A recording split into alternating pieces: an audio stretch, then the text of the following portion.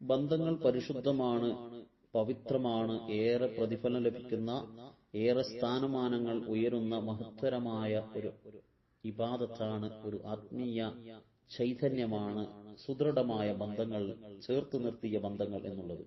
ബന്ധങ്ങളെ പൊളിക്കുക, തകർത്ത് കളയുക, ബന്ധങ്ങളിൽ ഉലച്ചിലുണ്ടാക്കുക, ബന്ധങ്ങൾക്കിടയിൽ ഫിത്നയുണ്ടാക്കുക, ഫസാദ് ഉണ്ടാക്കുക, കുഴപ്പങ്ങൾ ഉണ്ടാക്കുക, പാരവെക്കുക, ഇതൊക്കെ ഈമാനിനെ വടിച്ചു കളയുന്ന, സ്വർഗത്തിൽ നിന്ന് നാം വിദൂരത്താകുന്ന, അള്ളാഹുവിന്റെ കോപം ലഭിക്കുന്ന, കാരുണ്യത്തിൽ നിന്ന് അകലുന്ന തിന്മയുമാണ്. പുണ്യനബി സല്ലല്ലാഹു അലൈഹി വസല്ലമ തങ്ങൾ ഒരിക്കൽ സ്വഹാബത്തിനോട് ചോദിച്ചു, സ്വഹാബത്തെ, നിസ്കാരത്തെക്കാളും നോമ്പിനേക്കാളും സ്വതക്കയേക്കാളും ശ്രേഷ്ഠമായ ഒരു അമലിനെ കുറിച്ച് ഞാൻ നിങ്ങൾക്ക് അറിയിച്ചു തരട്ടെ?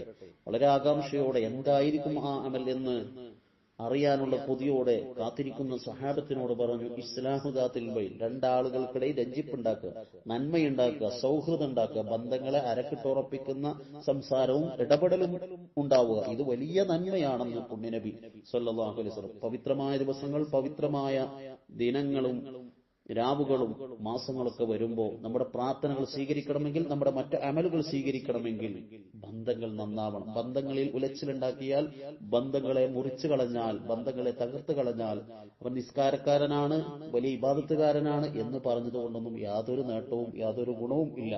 നിസ്കരിക്കുന്നത് നമ്മുടെ മറ്റു പ്രവർത്തികളെ നന്നാക്കാൻ കൂടിയാണ്. മറ്റു പ്രവർത്തികൾ നിസ്കാരം കൊണ്ട് നന്നാകുമ്പോഴാണ് അത് നിസ്കാരം പോലും നിസ്കാരക്കാരന്റെ നിസ്കാരമായി തീരുന്നത്. ആ തരത്തിൽ നമ്മളൊക്കെ ബന്ധങ്ങളായാലും ആളുകൾക്കിടയിലുള്ള സൗഹൃദങ്ങളായാലും അത് സൗമ്യതയുടെ, രഞ്ജിപ്പിന്റെ, നന്മയുടെ കൂടിച്ചേർക്കലാക്കി നമുക്ക് മാറ്റാൻ കഴിയണം.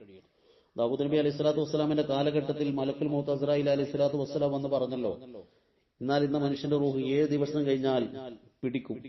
പിന്നീട് ഒരുപാട് കാലങ്ങൾക്ക് ശേഷം ആ മനുഷ്യൻ വീണ്ടും കാണാനിടയായപ്പോഴാണ് ദാവൂദ് നബി അലൈഹി സ്വലാത്തു വസ്സലാം മലക്കുൽ മൗത്തിനോട് കാരണം തിരക്കിയത്.